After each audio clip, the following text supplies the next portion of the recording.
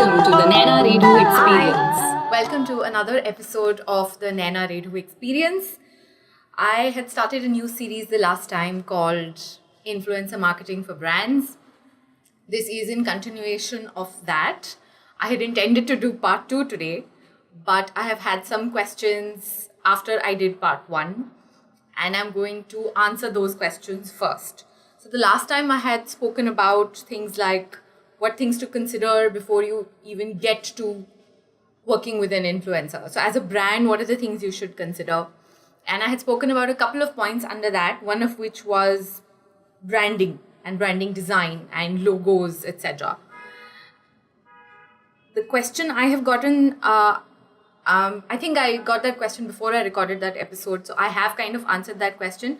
But the question I got was, how important is packaging design for a brand, obviously that has products, before getting into influencer marketing? So that is kind of answered in the first part that I did. And I would say that it is important, but it is obviously not as important as the quality of the product or the service. But it is important, especially because if you see that a lot of influencers, whenever they receive a product, they post about it on social media, so they'll take a photograph. Now, if you have good packaging, they are more likely to post that photograph, especially helpful in the case of gifting. So when you're sending a gift to an influencer for the first time, after you've introduced yourself to them online and on email, etc., and they have said that yes, that you can send them something, if it is packaged well and you send some extra marketing material, I'll give you an example. I worked with a perfume brand recently, and I specifically asked them to send me extra marketing material or any extra packaging that they have. And they sent me a set of postcards. They sent me a marketing brochure which had photographs of their products that had been photographed really beautifully. And of course, the specific marketing material around that product. And of course, I photographed it, and when I put it on the blog, etc., it had pictures of that marketing material. So that helps because it looks pretty, and when I put photographs on Instagram, or when any influencer puts photographs on Instagram, they want those photos to look good because good looking photos tend to get more likes. So that's good for the influencer's popularity in that sense, and it also helps the brand because it goes further. So if the post is popular, it will travel further, more people will see it. It works both ways. Packaging is important.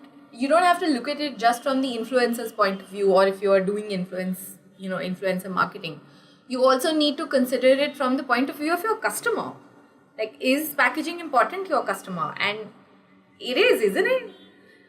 The likelihood of a customer posting a picture, if they are on social media, is higher if the packaging is nice. Everyone wants to show off that, oh, I bought stuff from this brand and it looks so good. So it makes sense to have good packaging. Again, if you're on a tight budget, I get it. You probably don't have good packaging, and I don't know what to tell you there, because packaging, printing, even just the designing of the brand itself takes time and money investment, for example. But I would suggest that you have your branding in place, which includes packaging design. And then you reach out to an influencer, because then it has a multiplier effect. It's not as simple as just sending them a product and suddenly the influencer is like, oh, I got this free product, so let me post about it online. It doesn't usually work like that. The more popular the influencer, the lower the chances of them posting a photo or even an Insta story about a freebie that they got. Especially if the product is of low value. If it's a high value product, if it's a luxury bag that you're sending someone, no one really cares about the packaging. They're just, I would like to show off that, oh, this brand sent me this expensive bag, So there, yeah, you can get away with shitty packaging, but of course they already have budgets for good packaging and good marketing material, so they have that sorted. For smaller brands, I think if it's especially a product of a smaller value, then it makes sense to have nice packaging. But it has to have good branding for sure. You need to have that down. You need to fix that before you reach out to an influencer, because otherwise it's a wasted opportunity. You're not getting the full potential of using that influencer. The more marketing material you send, especially good looking stuff, it's nicer. They'll lay it out properly with the products, take a top shot. It's called a flat lay. So the chances of it being featured are much higher. So yes, the answer in short is yes, packaging is important. But if it's a shitty product and you're not getting a lot of sales because the customer feedback hasn't been good, and even if it is good packaging and someone and the influencer decides to post about it on social media, eventually people are going to buy the product, and if they don't like it, then it's not going to help you. So yeah, I mean, that's a no-brainer. The product quality needs to be great. Okay. So that was one question. Some other questions I got were, how many influencers should a brand work with? Let me flip that around. How many hoardings should a brand purchase to put up their ads on? So you look, there's a lot of backstory that you need to fill in there before you get to that question. There's no limit there. It could be, you could start with 1, you could start with 5. It depends on what kind of product you have, what kind of influencers are you able to find. I recently, a beauty brand, kind of skincare brand, they sent me products recently, and it was their full-size products in a beautifully packaged box, etc. And I don't think they're currently working with many influencers. So it's a way for them to test the waters. And honestly, the sky is the limit. It's like, on how many newspapers or publications should I put my ad in? I don't know. There's no like limit per se, right? If you have a lot of money to do that, do it. Send it to like all publications. And it's not just about working with an influencer or a publication that is very specific to your kind of audience. You could be working with a generalist, or you could be working with a specialist. I think there are advantages to both, because with the generalist, you will reach out to an audience that probably doesn't follow that influencer just for a particular subject. And with a specialist, you will reach out to the exact target audience that your brand might find customers in. So there is no answer to that really. You could start with gifting and see how it goes, and then hone in on some people that you thought were relevant or you got more clicks working with, for example. You can track that. The other question I got was, how many features should a brand pursue, or how many features with an influencer should be done so that the brand sinks in? Again, there is no right number to this. You could, if it's a good product, I think you can do influencer features sporadically. You'll have to gauge, you'll have to play it by ear and see how it goes. There's no fixed number to this. You could work with one influencer and do stories with them every quarter. So, maybe you could do one blog post in 3 months, and a 3-month campaign where the social media is going out over those 3 months, where with one update every week, for example. You could work with influencers where you don't do a blog post, you do only social media updates. But there is no fixed format here. Generally, what brands do is that when they have a product launch, for example, or a new person is joining their team and they want to announce it, etc., then you can do a little more volume where you reach out to 20 influencers and say, hey, we want you to talk about this is our budget, and these are the number of social media updates we expect from you, etc. I don't recommend doing too many updates at the same time.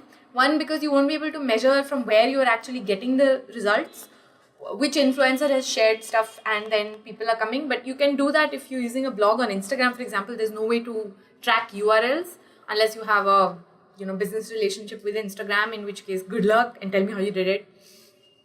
There aren't many, there seems to be no one in India who seems to know how Instagram works unless you're really influential. So there's no, again, when we come to the part where we talk about how we measure all these results, there really isn't much right now, unless you're specifically using or working with someone who has a blog. If it's only an Instagrammer, then it's really hard to track clicks and know where, which influencer is sending you traffic, for example. If you're working with 5 at the same time, then you can't really tell. The only way then you can tell is that you decide with the influencer that, okay, this is the time we want you to post. And in which case, then you know that, acha, this person has posted at this time and this is when I'm getting traffic, for example. But there is no limit on the number of features. There is no minimum. If you do too much, then you might cause some fatigue. I generally recommend to the clients that I work with that I can do one update every 5 days. Maybe one even every 7 days. So every week there is one reminder, on Instagram, on Twitter, on Facebook, etc., that, okay, this is what we had done, etc. So you can do that. I think that works because it doesn't look like you're trying to shill the product too much. there has to be disclosure that this is a client or this is someone you worked with or it's a brand partner. I'm not talking about that. But if I post an update every day, it gets a little irritating. Even if I follow someone and I see that they're talking about the same brand every day for 30 days, that's too much. I don't recommend that. As a user yourself, which is why in the first part I said that you yourself should have personal accounts on social media to know what it looks like and how it works. If you yourself follow a brand or an influencer online, you see what works for you as a consumer. What are you more likely to check out based on the influencers, updates, etc. Again, this is a very what feels good, trial and error kind of thing, and you play by ear and see how this works. Again, at one time, how many influencers depends on your brand. If you have a good relationship with one influencer, work with one influencer. If you're able to build good relationships with 5 to 10 influencers over a period of time, maybe do dedicated posts with those 5-10 influencers, and then keep trying new ones, and then see how it evolves. There's no limit. Like, how many magazines should I put it in? How many ads should I do? It's similar to that. See how much budget do you have. I think the biggest limiter or definer is going to be your budget. Because you will have to spend money in doing the whole branding thing first, and then getting to a point and paying the influencer, for example. So the budget will kind of help you decide that also. Someone also asked me that cosmetics. How do I work with influencers, especially with cosmetics? Because there seems to be a reluctance to try new products. Well, obviously, if I'm going to put it on my skin, I need to know the brand. And you can't just write to an influencer or send them a box of products. In the early days, sure, it used to be cool. A lot of people would be like, oh, new product, try. But no, not anymore, because people have had bad experiences. There is a lot of terrible product quality going around in the market. So there's no way for me to know who this person is. Why have they sent me something? I'm more likely to just give it away or even throw it. The amount of stuff that I take out in cardboard boxes every month outside my door for anyone to just pick up and take is just, I've lost track now.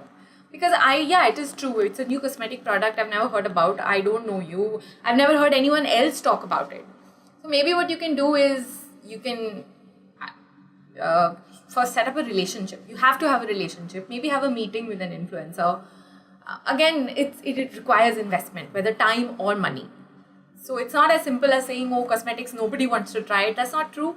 Of course, reputable brands are easier to, just put on my face, because I know everyone talks about them. I know that this is genuine, etc. And I can also go and read reviews that other people have done, or other influencers or bloggers have spoken about the product. So I can always go and check that. That is the reason I put it on my face. But if you're a no-name brand, I've never heard of you, yes, the likelihood of me using cosmetics from your brand is very, very low. But it's not impossible. Again, set up a relationship, talk to them, maybe do a story internally on how the products are manufactured, put that on your blog. And when you reach out to the influencer, you first show them that look, this is how we make it. The ingredients are natural. There are no allergens, things like that. And maybe that would be one way to establish a relationship and establish credibility, because that is important. A lot of the more popular influencers will be very particular about the kind of brands they work with. They won't just accept money regardless of how much you pay them if they believe that the product is not good quality. Because can you imagine, if they recommend a product to their audience and tomorrow 10 people from the audience say that, hey, it burned my skin or it gave me acne or whatever, then that influencer's credibility is shot to shit. You're just one brand, but this influencer works with hundreds of brands, and suddenly their credibility will be questioned.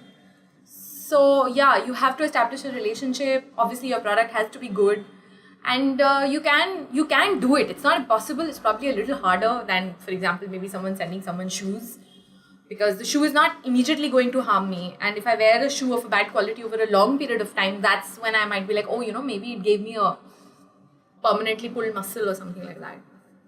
So yeah, it's hard, but it's not impossible. So you can do it. Okay, so those were the questions I got after Influencer Marketing for Brands Part 1. Part 2 is where I wanted to talk about the same part where things to consider that brands should look at before they even get to the influencer. Today I wanted to talk about the campaign goal. So once you've decided that you have branding and you have packaging and you've done your logos and everything, etc., you have to think of what is the campaign here. why are you even reaching out to the influencer? What is the goal here of the campaign?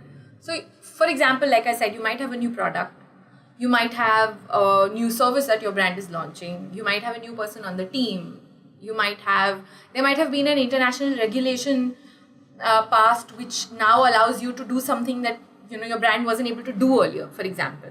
So, or a new regulation that talks about compliance, which your brand already complies with, but it's an international regulation that has come up that has gotten a lot of press, and you want to advertise that, for example. So, what is the goal of the campaign? Do you want to talk about a new product that you've launched? Do you want to talk about a new service that you have added to your brand's deliverables? Is there a new team member on the team that you would like to talk about, or you would want people to know about, for example? So you have to clearly define that, this is the new product that's come out, or if it's an old product that you're reviving, or it's that used to be popular earlier and you want to get it back and you want more people to know about it. In general, the goal of any brand to reach out to influencers or do influencer marketing is to create more awareness about their brand. Generally, creating awareness and doing this kind of word of mouth means that more people know about you, more people are likely to recall you when they actually need your products, and more people are likely to then purchase your products. So the main goal usually is awareness, but you can have smaller goals also. So, it's same when you, for example, you want to put an ad in a magazine. So what is that ad about? What are you focusing on? So you can actually tie your entire marketing campaign in a way where you have a goal, and that same goal is then applied to influencer marketing also. So if it's a new, for example, a fashion brand, easiest example is a fashion brand. They have a new collection that's coming out. Generally, it can be, once every 6 months, especially if it's a good fashion brand and not somebody who's coming up with collections every month or every 3 months. So when the new collection is coming out, we can decide that, okay, we will work with 2 personal style bloggers, we will work with 2 photo bloggers, we'll work with 2 travel bloggers, we'll work with maybe 2 lifestyle bloggers. So there's a difference between generalist and specialist. You can, I would suggest that you work with both, because a generalist blogger will have the likelihood of them having an audience that doesn't know about your brand is going to be higher. Whereas a specialist blogger will take you exactly to that audience that is relevant to your brand.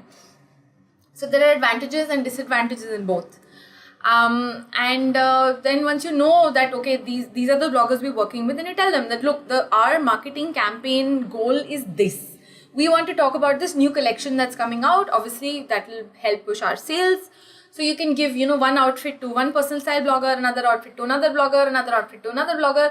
Everyone should get different outfits. Ideally, let them pick which ones they want, and you decide who charges whatever, and that's how you do it. So they will talk about their new collection to their audience. Hopefully, it will be season relevant and relevant to the, blogger's own style. For example, here I'm wearing a shirt by this brand called Postfold. I quite like their clothes. And I am more than happy to wear stuff when they send it to me and include it in videos like this, or daily office wear, etc. So it fits with who I am. It fits with the way I anyways dress. So you, as a brand, you need to look for influencers who kind of fit with what it is that you do. Then the chances of it looking more authentic, for example, is much higher. Like, they haven't paid me, but they've sent me the shirt, and I love the shirt. So I really, I'll wear it. I'll wear it to a meeting, for example. I'm wearing it here in the video, and I'm talking about the brand. So they didn't really have a campaign per se, but they had a new collection which was out on the website. And now I'm wearing their clothes and I'm talking about it. And whenever I talk about it, I tag the brand. Any good influencer will do that. Even if they're not being paid to do it, if the brand has treated them well and they have a good relationship with the brand, they will tag them. Because that's the nature of the industry right now. Even if customers tag brands these days. So that's a nice organic way of getting a lot of awareness generated online. So the campaign, for example, is okay. And now you can also work with, a photographer like me, for example.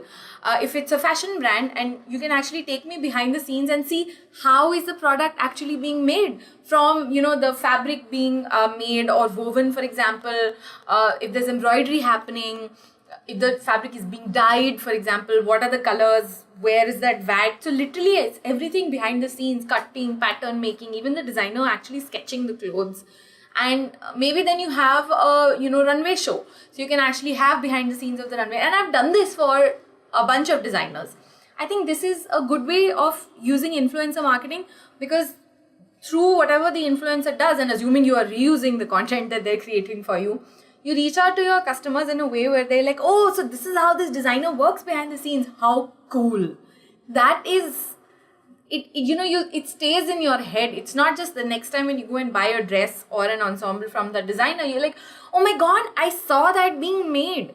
And I think that is like super cool. So that's the goal. It's awareness. It's recall, that people should remember you next time you're going and buying something. They should be like, "Arey, we should go and buy that one, because we saw this cool story that they did. Sounds like a cool brand." That way, you need to figure out and tweak. Okay, what do you want your customer to say? Oh, that's a cool brand. Do you want your customer to say, oh, they're so authentic? Do you want them to say, oh, this is great, wonderful work that they do, etc., etc. And you can work with a mix of influencers in this. For example, one of the gigs that, for example, I really liked was where this brand had hired a celebrity to shoot a television ad for them, and they hired me as a behind the scenes photographer. So the shoot went on for 2 days in Bombay, and I was there behind the scenes photographing the Bollywood star, the everybody else working on set, how things were happening, things like that. And when the blog story that I did, or the social media that I did, that also included the TVC. Otherwise I don't really show TVCs or include them on my channels, or whenever I promote work for a brand, for example, because I don't see the point, unless it's a really cool ad which I would have anyways maybe shared with my audience. I don't really look at ads so much unless they're really good and everyone's talking about it. Then I'll be like, oh, curious, and I'll go and see it. But otherwise, so that behind the scenes thing, people who are fans of that Bollywood star will be like, oh wow, I want to see what he or she is like behind the scenes. How are they like a regular, real person, and not just the ad? How is it really made? What happened over 2 days? So I had this long story that I wrote, and I had a bunch of pictures, and I even produced a book, for example. So the goal of the campaign there was to, I think, get more people to talk about it, not just from the ads point of view, but also connecting the Bollywood star to his audience on a more real kind of level. So authenticity there, I think, was what the campaign probably would have achieved. So you're not really trying to sell anything, you're trying to tell a story. Also, obviously, it depends on the kind of budget you have. So if you're a smaller brand, you might not even have a TVC, forget having a Bollywood star in the TVC. But there are other ways of doing it. At your own workshop, you could photograph how your artisans are creating the product. You could have, your own phone photos. Yeah, you can use that and have your own social media presence first, which is like the no-brainer, which I talked about in part 1. Once you have that, then, when an influencer amplifies your work and you amplify their work, and they get more followers and you get more followers, for example, that's how it grows.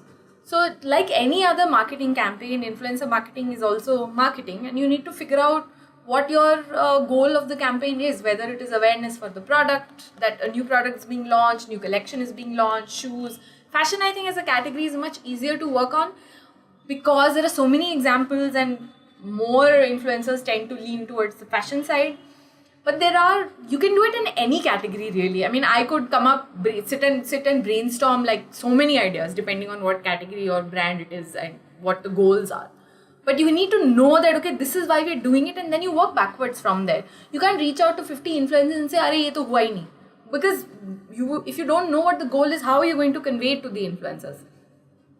So that's one of the things. And I also wanted to talk about deliverables. What are the deliverables that you are expecting? And deliverables, very clearly, are you looking at what number of social media updates you're looking at? On what platforms? Are you looking for a blog story or a blog feature? What kind of blog feature are you looking at? Are you looking at video content? Are you only looking at photos? Are you looking at writing? These are deliverables. Once you've decided, okay, that this is the campaign goal. For example, like I said, you have a new collection. A new collection has about 20 new ensembles. Okay, so you can decide that you will work with, out of those 20, you reach out to 10 influencers from various categories and you say, okay, these are our clothes, please pick one this is maybe what our budget is. Let me know what you can do in this. Some of them will come back to you and say that, hey, in this budget, we can only do an Instagram update. Can we keep the dress? Some will say, oh, I can do a blog post in this and I will do one Instagram update and one on Twitter, etc., etc., etc. You should also internally decide that, okay, at minimum, we would like to have 4 Instagram updates, one per week for the next 1 month. And then you decide, acha, whether should we work with one blogger now, or should we work with all the 10 influencers now, or should we work with one influencer now and then the next one next month and the next one next month and the next one next month. Again, if you have a collection that's going to change in the next 6 months, then ideally, yes, initially you should just work with a bunch of them and then kind of distribute it till your new collection comes in, and then you can work with them again. I think a long-term relationship kind of helps. So if you're able to decide that, okay, we want one blog feature for every time we launch a new collection, these 5 influencers we always work with because they get us good results and we have a good relationship with them. And for those 3 months, we want one blog feature with maybe, 30 photos. You can do one per week. So 3 months means 3 4 12. So you have 12 photos, okay? And then every week that influencer posts one photo on Instagram, one photo on Twitter, one photo on Facebook, and links back to their blog feature. And of course, they tag your brand in whatever updates they do. So that's a 3-month campaign that you can look at, where even if you're a small brand and your budget is only 25,000 rupees a month, for example, that you can spend on an influencer, then you can decide that, okay, these influencers work for like 10K or 15K or whatever. And then you say that, okay, over a period of 3 months, this is the kind of budget that I have, and you work with one influencer, for example, like a really popular one you want to work with. And if your budget is 25K per month, then for 3 months you have a 75K budget. So you can say that, look, my budget is 75K, what all can you do in this? And then I think you should be able to get like one blog story with 12 photos, and you have a 3-month campaign.